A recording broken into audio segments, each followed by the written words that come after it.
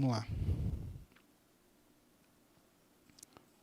Quando a gente fala de princípio da fragmentariedade, a gente fala da questão de o direito penal, ele se presta aqui a limitar e castigar as ações mais graves. E o que a gente, quando a gente fala disso, a gente fala o quê? O direito penal se presta a cuidar de alguns bens jurídicos. Vamos lá. Princípio da fragmentariedade.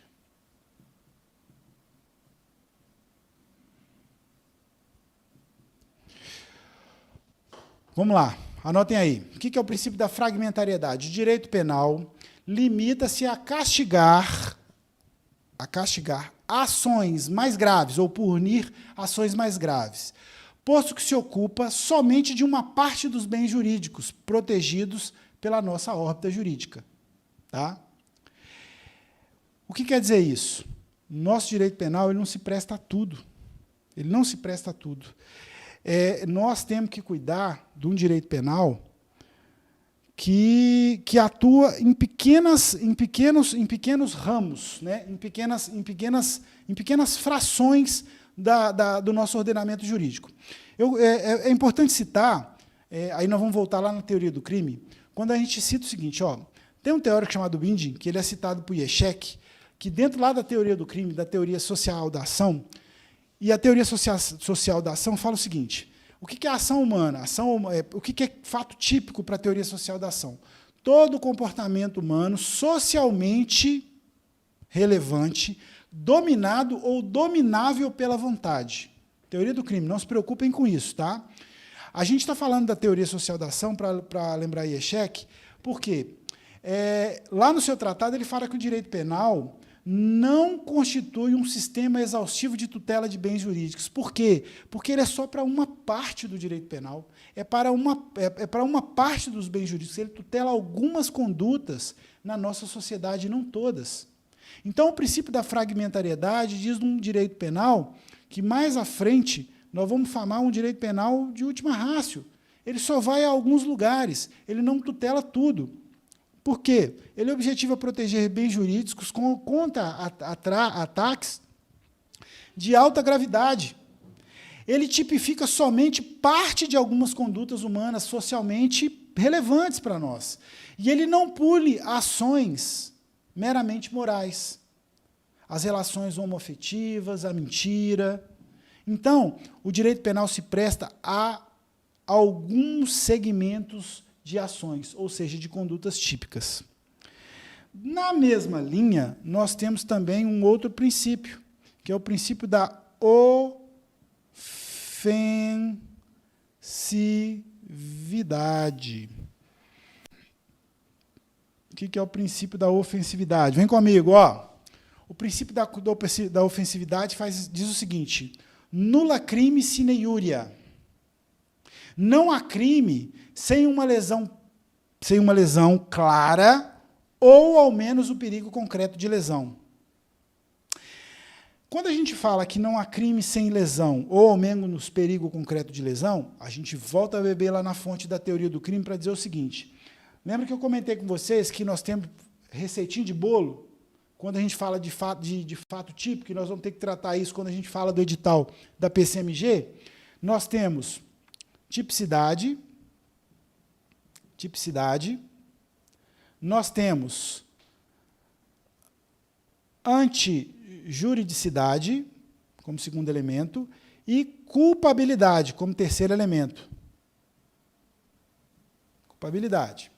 Sendo que cada um desses tem seus subelementos. Lá, para a nossa teoria finalista da ação, que é o que tem vigência para o nosso ordenamento jurídico hoje, a gente fala de ação ou omissão, nós falamos de resultado, nós falamos de nexo causal e tipicidade material, que é o quê? A conduta ser geradora de lesão ou, ao menos, perigo concreto de lesão. É o que fala o nosso princípio da ofensividade. Tá? O que é importante que vocês fixem aqui é que o princípio da ofensividade ele veda a punição de crimes de perigo abstrato. Né? E aí eu quero citar para vocês que, por exemplo, nós não podemos trabalhar nessa ideia de termos algo que não seja uma conduta geradora de lesão ou, ao menos, perigo concreto, porque, senão, nós estamos fora de uma ação dirigida a um fim, ou seja, uma ação com finalidade, geradora de repercussão na ordem jurídica das pessoas. Agora, eu quero trazer para vocês aqui um paralelo. É importante trabalharmos a ideia de eficácia lesiva, que é diferente de eficácia intimidadora. E aí eu quero citar o exemplo, está até num habeas corpus lá do Supremo, que é o seguinte, quando a gente fala de eficácia intimidativa, a gente fala do seguinte: se a gente tem uma arma de fogo, sem munição, a gente tem uma ação de porte ilegal de arma? Não. Mas nós podemos ter essa ação lesiva ou essa intenção lesiva para um crime de roubo, porque ela deixa de ser lesiva, mas passa a ser intimidatória. Assim como também quando nós falamos do simulacro de arma de fogo. Lembraram disso? Então, quando a gente tem uma arma de fogo desmuniciada, nós temos o crime de porte ilegal de arma? Não. Mas nós temos uma capacidade intimidatória. Porque o indivíduo, quando coloca uma arma de fogo na cintura e ele diz, me passa o celular e mostra o cão da arma, ele inflige à sua vítima intimidação. Assim como também o simulacro. Então, quando a gente fala do princípio da ofensividade, que trata da questão de termos, para que tenhamos, né, aplicação do direito penal, uma ação causadora de lesão, ou ao menos o perigo concreto dela, nós temos que trazer essas duas distinções aqui, entre ação lesiva e intimidadora. Certo? Vamos lá. Faltou aqui, quando a gente volta a falar lá do princípio da legalidade, a gente falou, né, da proibição a proibição de aplicarmos de forma abstrata, né, de forma retroativa, e também nós não podemos pensar, quando a gente fala em princípio da legalidade, que a gente volta aqui, que eu pulei essa parte, a gente tem que voltar a falar de que nós não podemos permitir leis penais abstratas, tá? Ou indeterminadas. Nós temos que falar aqui de um princípio, de um subprincípio chamado princípio da taxatividade. Da taxatividade. O que é o princípio da taxatividade? Quer dizer o quê? Né? É preciso que a lei penal descreva um fato certo, permitindo ao seu destinatário reconhecer características da conduta punível, bem como ela fixe o marco ou as margens da pena. Tem que ser algo definido, muito bem definido, isso tem que ser claro. Né? É a exigência da lex certa. Tem que ser uma lei certa. Sob o princípio da legalidade, também um princípio da taxatividade. Né? Ela tem como função garantir um tipo, ou seja, um crime previamente definido. Ela tem como função deixar o juiz dentro de um parâmetro taxativo para a aplicação da norma. Ela impõe uma autolimitação ao poder punitivo do judiciário. Então, o juiz não pode aplicar qualquer pena, ele está ali taxativamente dentro de um rol, e ele traz uma segurança na igualdade de tratamento a todos. Certo? Esse aqui é o fechamento do princípio da legalidade. Vamos respirar, vamos para o próximo princípio, o princípio da intervenção mínima. Da intervenção mínima. Ou seja, o princípio da intervenção mínima é o que eu havia dito, o princípio de última ratio, né? Orienta e limita o poder de intervenção do Estado. O direito penal não vai a todos os lugares. Preconiza que a criminalização de uma conduta, né? A criminalização de uma conduta tem que ser legítima a construir um meio necessário para a proteção de certos bens jurídicos. Ou seja, o direito penal não está para proteger tudo, nós não vamos criminalizar conduta que não importa para nós vamos criminalizar só condutas importantes, que socialmente molestam a nossa sociedade.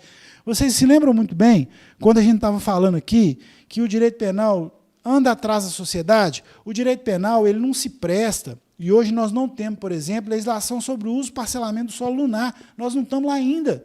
O dia que a gente for para lá, bacana, vai dar certo, mas nós não fomos ainda. Entende? O dia que nós formos para lá, que eu acho que vai ser breve, aí nós vamos ter legislação para regular isso lá. É o direito penal não tem que ir em todos os lugares, não. Entendem? Por isso, nós temos aqui um subprincípio, o princípio da subsidiariedade. Subsidiariedade. Subsidiariedade. Quer dizer o quê? Somente se justifica a aplicação do direito penal para a proteção de certos bens jurídicos, né, quando outras formas de assegurar esses bens jurídicos não forem capazes de tutelá-lo. Lembra que nós vivemos um ordenamento jurídico que é conglobado? Aqui nós temos direito civil, aqui nós temos direito ambiental, aqui nós temos direito penal, aqui nós temos direito tributário, aqui nós temos direito do consumidor, aqui nós temos direito do idoso, aqui nós temos Estatuto da Criança e do Adolescente, da legislação dos direitos de saúde. Então, se outros ramos do direito penal não conseguirem regular determinada situação, aí nós vamos lá no direito penal. Nós não podemos ir primeiro na fonte do direito penal para tentar regular os outros, não é. O princípio da subsidiariedade diz isso. O direito penal só atua quando outros ramos não conseguirem atuar. Estamos bem? Então, vamos lá. Vamos dar uma apagada aqui para a gente abrir espaço. Vamos lá, gente, eu quero que vocês me falem aí, ó. Eu vi que tem gente de Timóteo, lá na minha terra, capital do Vale do Aço. Eu costumo brincar com a turma que o povo montua tudo lá em Nova York, porque eles não conhecem Timóteo. Porque se conhecesse, montuava todo mundo lá. O melhor lugar do mundo para se viver, tá? E lá tem um delegado fera, um delegado bom, brabo. Enfim, vamos lá. Quero saber de vocês. Como é que estão? Estão estudando? Estão estudando? Não estão? Vamos falar no chat aí, gente. Vamos lá. Ó, o Vitor. Boa noite, professor. Vitor, aqui de Nova Era, perto de Molevade. Nova Era faz frio, gente. Vocês não fazem ideia. Aqui está frio esses dias. A gente não aguenta frio, não. Ervalha, o Guilherme, lá de Ervalha. O Vinícius de Timóteo, minha terra. Joel Ribeiro. Boa noite, cara. É isso aí, ó. Vamos firme que vai dar certo. O Kaique, de BH. O professor Davi estava falando essa semana aí, salvo engano, o pessoal que quiser fazer parte do presencial em BH, as matrículas estão abertas, não perca essa oportunidade. Está batendo na sua porta, o seu concurso está passando. Então, fiquem atentos. O presencial Ipatinga. Presencial Ipatinga ainda tem vaga? Ou acabou a vaga? Presencial Ipatinga, tem vaga ainda ou não? Lista de espera, né? O presencial Ipatinga. Lista de espera. Ó, Ipatinga já fechou, filhão. Vivente, fica atento, quer passar no concurso, tem que estudar, vem pro Monster. Galera aí, ó, Diamantina. Faz frio também, tá? Estive lá, operação em Diamantina, muito bacana. Pessoal, legal. Ó, gente, vamos lá, vamos estudar então, hein? Vamos embora, vamos dar sequência. Vamos pro próximo. A gente falou de culpabilidade, barará, intervenção mínima. Vamos Vamos lá, vamos lá, vamos lá, vamos lá, vamos lá.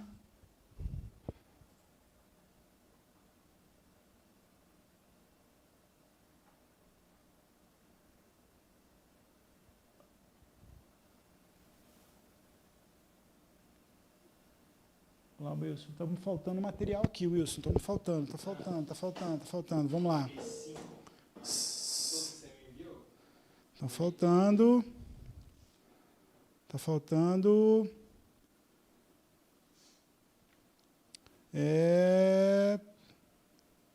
7, 8, 9, 10. Está faltando 7, 8, 9, 10. Vamos lá, está faltando material. Você mandou 5.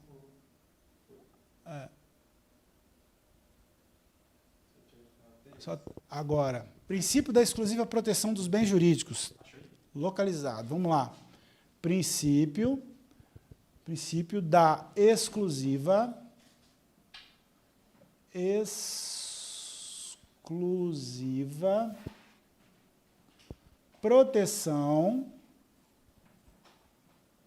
proteção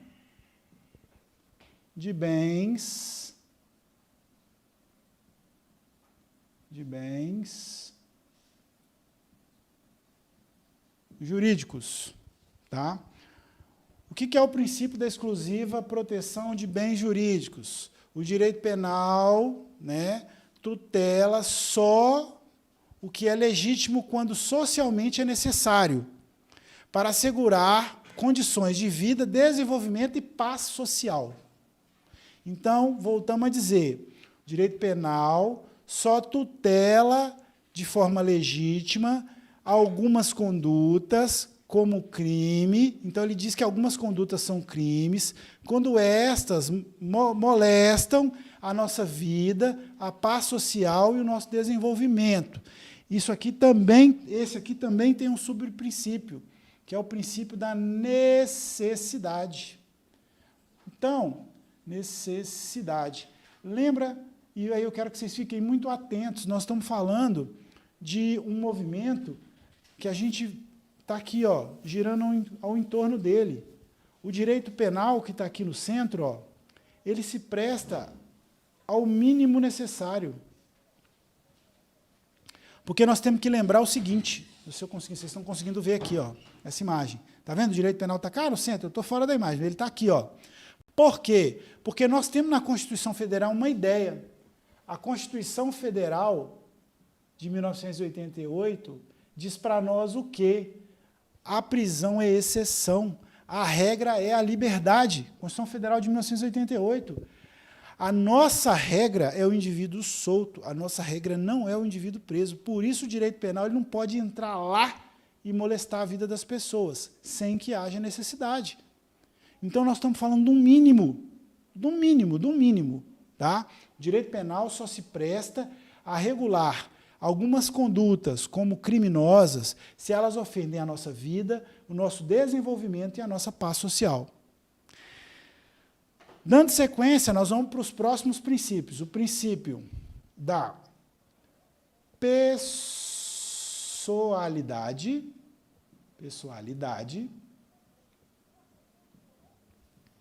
o princípio da individualização,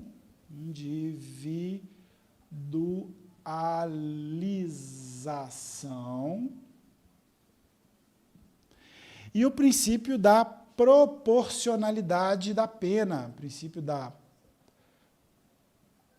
proporcionalidade da pena.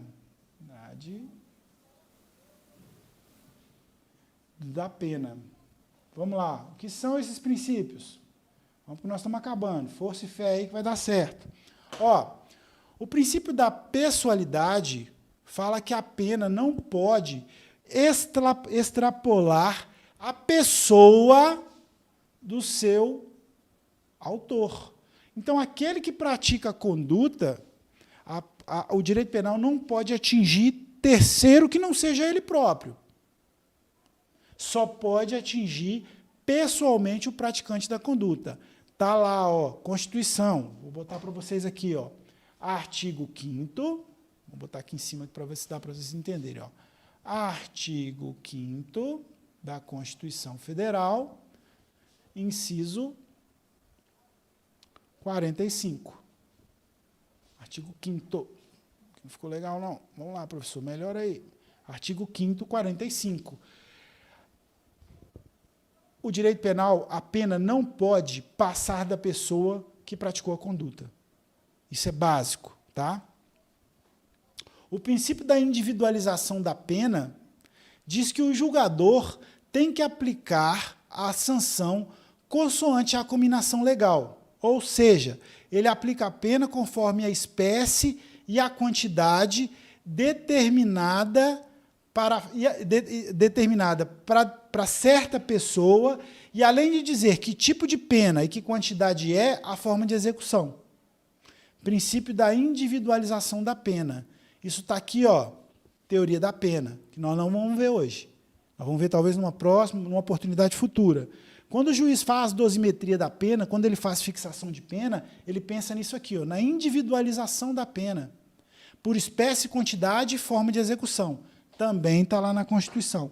Deixa eu tirar esse subprincípio da necessidade, que senão vai confundir vocês, porque como ele é um subprincípio da proteção exclusiva de alguns bens, então o princípio da individualidade, da individualização da pena está lá no artigo 5º, tá? Artigo 5º, inciso 46. Está na Constituição Federal, ó. Nós estamos falando aqui de Constituição Federal da República de 88, tá? E, por fim, a proporcionalidade da pena, a pena deve ser adequada, a pena deve ser proporcional. Serve para assegurar a existência de um justo equilíbrio entre a gravidade do fato e a pena a ser aplicada. Então, aí nós temos um binômio, tá? É o quê? Fato grave,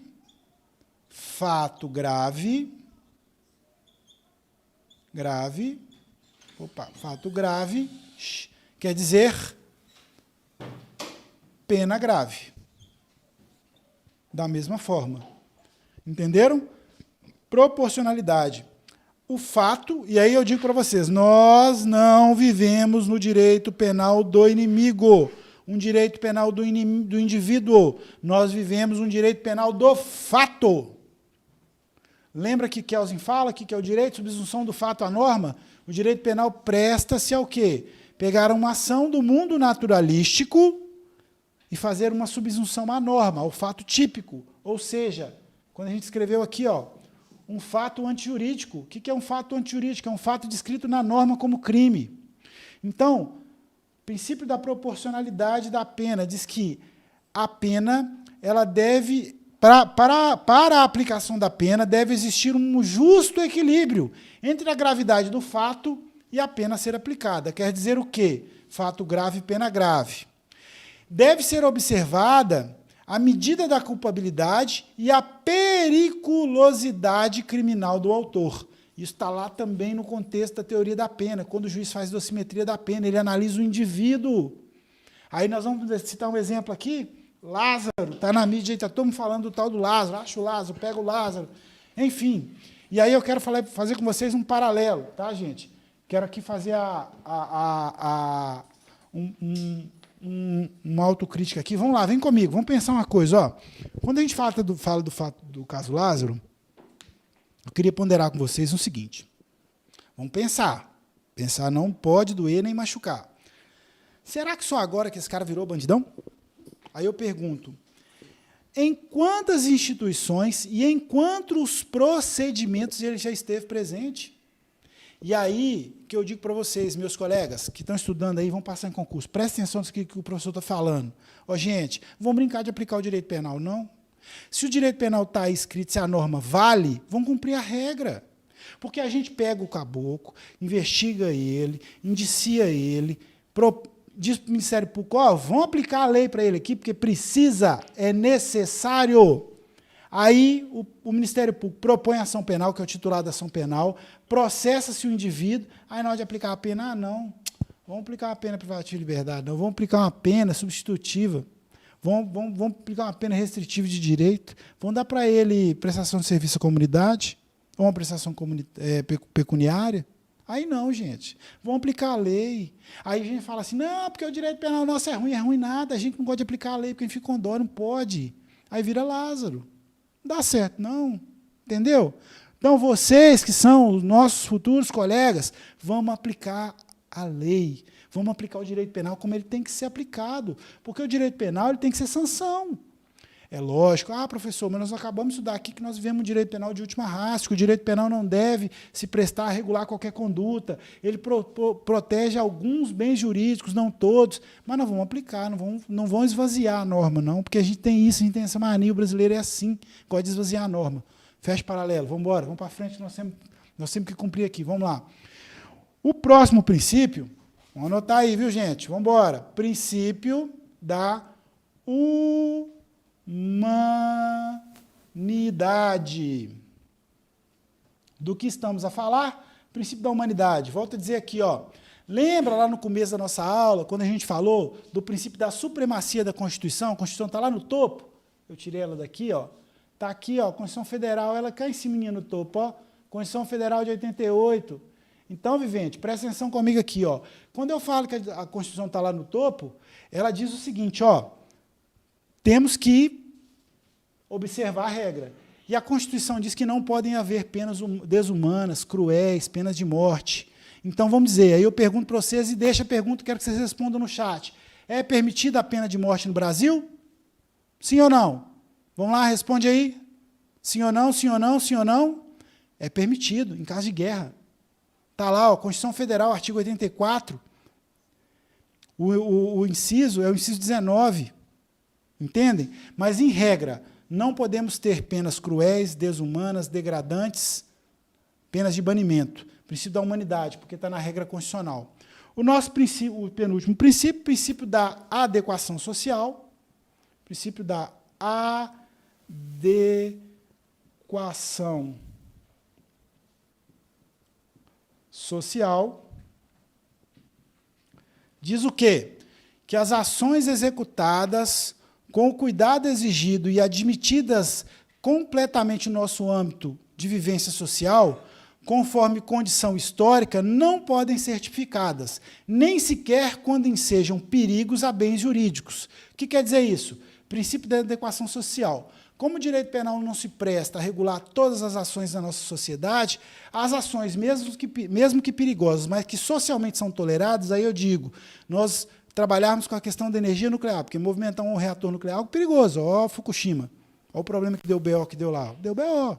É perigoso, mas é tolerado, porque é para o bem da nossa sociedade. E vamos para um exemplo mais próximo de nós. Dirigir é um ato perigoso, mas nós toleramos. É uma conduta socialmente tolerada. É uma conduta socialmente adequada. Então, o direito penal deve observar o princípio da adequação social. E, por último, nós temos aqui o princípio da insignificância. Deixa eu apagar aqui, porque nós já estamos no finalzinho. Acho que vocês estão cansados. O que é o princípio da insignificância? Também um dos norteadores do direito penal. O princípio da insignificância diz o seguinte, que por esse princípio não são alcançadas pelo tipo penal as ações insignificantes e socialmente toleradas de um modo geral. Ou seja, aquelas que não trazem lesão ou perigo concreto, princípio da insignificância.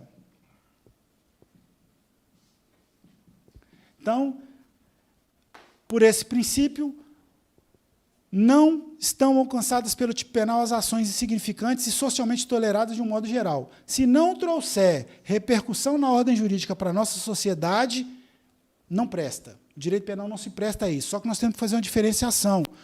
A irrelevância da ação, porque o dano é pequeno, socialmente falando, não é a mesma coisa que menor potencial ofensivo, são coisas distintas. Tá? A irrelevância da ação é distinta da menor lesividade ou potencialidade lesiva ou ofensiva de uma conduta. Voltando lá na teoria do crime, quando a gente fala lá da teoria funcionalista da ação, nós temos um teórico lá que chama-se Klaus Roxin. Vocês estão lembrados? Eu falei na aula passada, quem não viu, assista a aula passada. O Roxin diz o seguinte: a insignificância não deve observar apenas a relevância do bem jurídico, mas também o grau de intensidade da lesão e a extensão da lesão produzida. Então, é basicamente isso. A gente não tem que levar em consideração o bem jurídico que foi ofendido, se ele é menor ou ele é maior, mas a gente tem que observar a intensidade da lesão, bem como a extensão da lesão gerada. Basicamente, esses são os princípios constitucionais que norteiam o direito penal. Eu quero agradecer mais uma vez a oportunidade de ter estado aqui com vocês. Então, quem não assistiu, assista a aula da semana passada, reveja essa aula, porque vai cair no seu concurso. Prestou bem atenção, Vivente? Lembre-se o seguinte, a gente tinha um professor, grande amigo, que dizia o seguinte: um corpo que não vibra é uma caveira que se arrasta. Então, vamos lá, gente, vamos estudar. O monstro está aí, estudem, se preparem, os concursos estão vindo. Gente, vem com a gente, isso é Monster, é tudo nosso, nada deles.